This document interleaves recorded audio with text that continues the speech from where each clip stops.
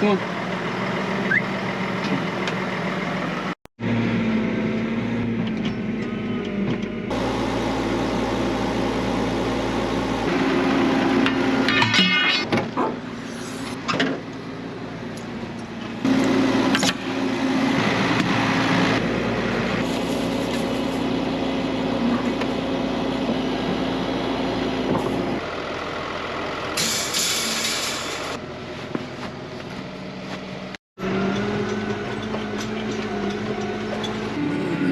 Morning, girls.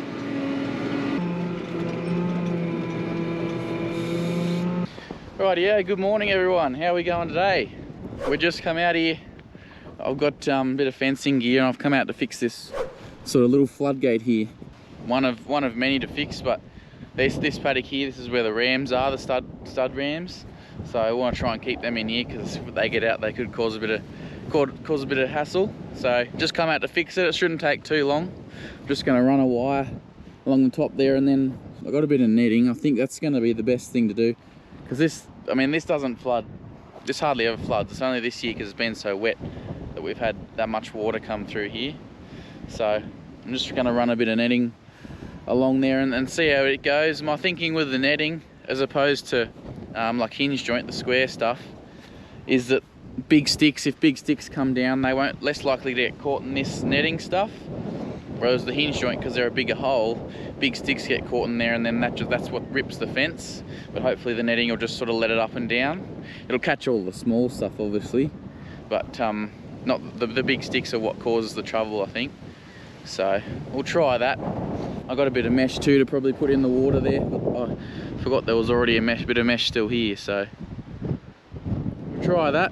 Straighten that fence up too. The camel's up there,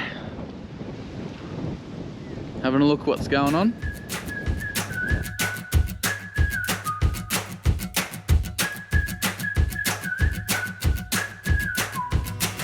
It seems good luck's finally on my side.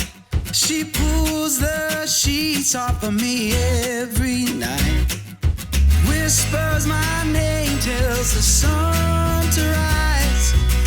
Yeah, she brings me back to life.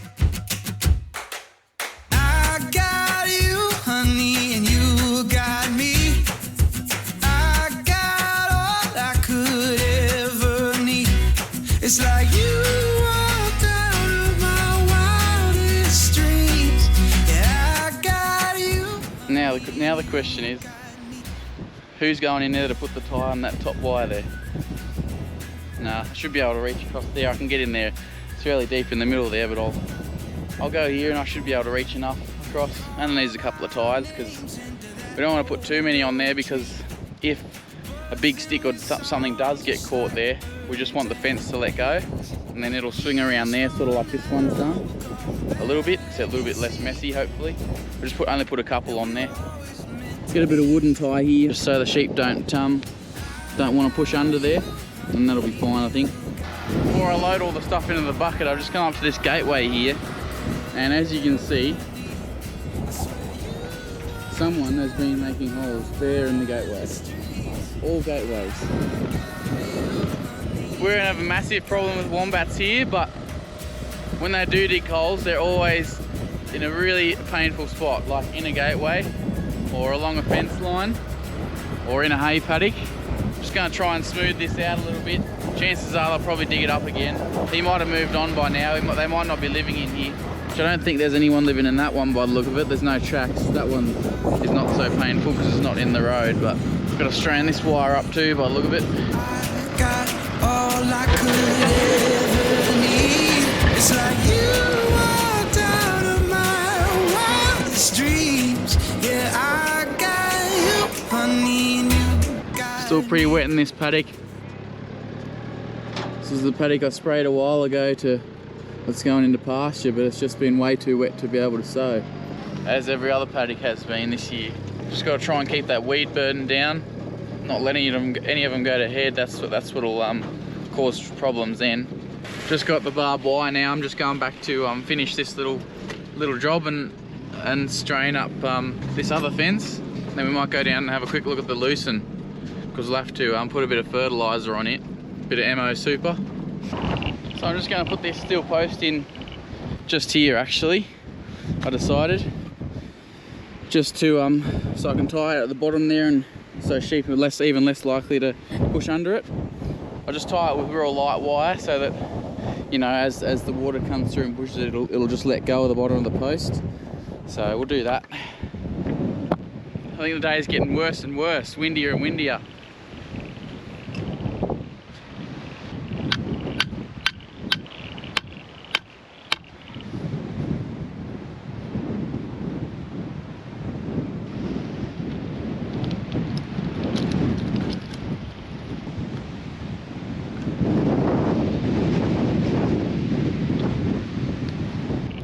Job done. Should keep something out. Maybe not the wombats, but it'll keep the sheep in. Big old tree falling over. We're taking a strong wind to blow that one over. It was pretty healthy. Anyway, it's a shame. Need to plant a few more trees on the new block. I think it's a bit bare. We sort of did a fair bit around our home place here, like tree lotting all the creeks and stuff, and creating, you can see tree lanes up there, up the hill, creating like wildlife corridors and things like that, and windbreaks and just shelter for the sheep. And I think it's a good thing, and yeah, the new block needs a bit of that. We've sort of done one tree lot, but it needs a few more. Yeah, there's a lot of old box trees that are dying around the shed for some reason. Dad or I don't really know what it is, whether it's because they're just really old, which I guess they would be, but they're all sort of dying at once, which is a bit funny. Price, sheep were cheaper at $4.50 to 500 cents for most. Heavy ewes $155 to $186. Trade sheep $114 to $135. So it sounds like the lamb market come back a little bit today. It's been a bit up and down the past few weeks. I think we'll still sell a few more lambs this week. Sold a few last week, and we've just got to keep getting rid of them a bit, otherwise they'll get too old and they'll become hoggets. So I'm just coming out to our lucerne paddock now. So in the last, or the spraying the lucerne video, whenever that was hit with the 2,4-D, and then I came back a week later and hit it with some spray seed. And what that does is just burns everything off. So you can see it just burnt whatever was left. It burnt off and browns all the leaves. It doesn't actually kill the plant, unless it's really young, I think. But that's the idea of it. And now you can see the only stuff that's coming back is the lucerne, which is really good to see. So I'll knock the lucerne a little bit. You can see it browned some of the tips off, but it's coming back real good now. It would have been sprayed, when was it sprayed? A week and a half ago. So it'll get, I said before, it'll get hit with a dose of MO Super phosphate with molybdenum in it. It's a hard word to say that. That's what the agronomist recommended. It's about 200 kilos to the hectare, I think it was. Can be done at any time now, really, I think. So depending on how the year goes, we'll probably get 1 or 2 cuts off it of hay or silage, and then a couple of grazings too. I don't think we'll do any more than 2 cuts of hay. We just won't really need it. It's more beneficial to us for grazing, to be used for grazing, so we'll do that. Try and probably do the first cut into silage and get all the, if there is anything else in there, like the few thistles and stuff that survive, they'll actually go all right in the silage. Like the sheep and cows will still eat the thistles, and then the second cut should be pretty clean then, and we'll make that into hay if the weather permits. It didn't last year. Get up.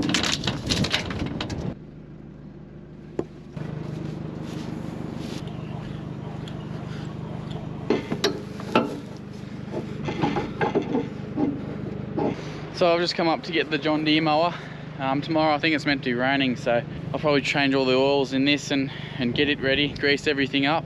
Got the other one too, the class mower, you've seen that too. This one's about 2.6 metre cut, I think, and the other one, the class one's 3.6. I did the class mower last week, changed all the oils and had to put new skid plates on the bottom of it. So this one doesn't need much though.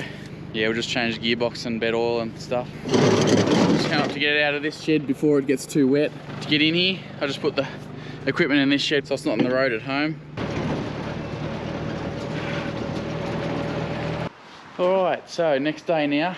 Got this in the shed here. So I'd had to change the drive cog in the deck last year, and when I did that I had to change all the oil too, so it's only done the lucerne paddock since then, so 8 or 10 hectares, so I'm not going to worry about changing the oil in that. And I did this one too last year as well, so this thing just needs a bit of a grease and a once over, make sure everything's running alright. It's fairly old and it's done a lot of hectares, but yeah, I bought that new mower last year, so I mainly used it and just used it. I used this on the lucerne just in case there was any rocks or anything that we missed, because it was the first time cutting it, just in case we missed anything, and would have been better to break something. Well, this is a bit hardier than the rubber rollers on the other one. Something went through that, it wouldn't have been such an issue. So that's the reason we use this one, but it's just sort of back up or get two going. This was the first one we bought, and then I bought that one last year. The old John Deere, who would have thought, hey?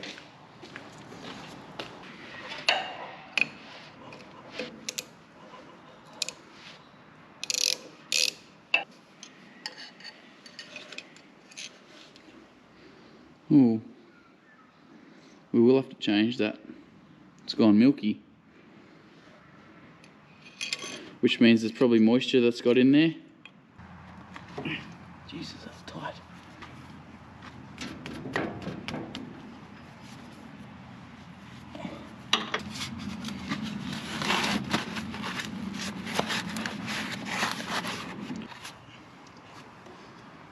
Lovely colour. So I'm not sure what happened, why it's got moisture in. I think it would be moisture in there. And the thing I'm thinking is the thread on this is sort of half stripped and it wasn't real tight. So I put some tape on there and try and seal it a bit better. It was changed last year when I did everything anyway. It's only been like that since then. Maybe after the season finished last year, it was sitting outside for a while. It might have got it in it then, maybe.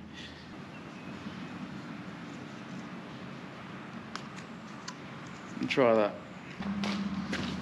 7 o'clock in the morning, and there's not much worse than having grease on your hands all day, so I'm putting a glove on, despite what you all think. That's the worst thing about baling, I reckon.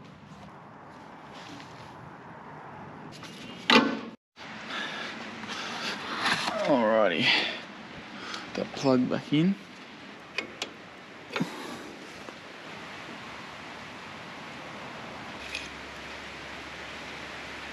It's good.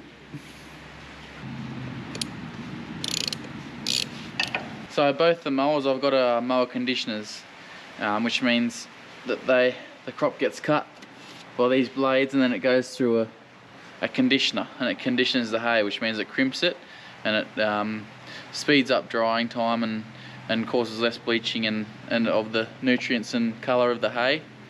So, but there is a difference. The other one's a roller conditioner. It's got 2 rubber rollers, and this one's a flail conditioner. So these spin around really, really fast, and the crop comes up and then hits it, and then it sort of crimps like that.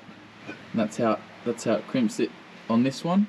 Whereas the other one just goes through 2 sets of rollers and is done that way, which is a lot more effective in heavier crops. This one goes right in the lighter stuff. But when you start going quick and getting into heavy stuff that the other one really shows the difference in it. I've checked the deck oil and changed oil in this one and greased it all. There's one in there I've got to get, but apart from that, this thing should be ready to go. I might have changed the blades too, actually. I haven't really looked at them. Oh no, they're alright. They're still pretty new. Started raining too.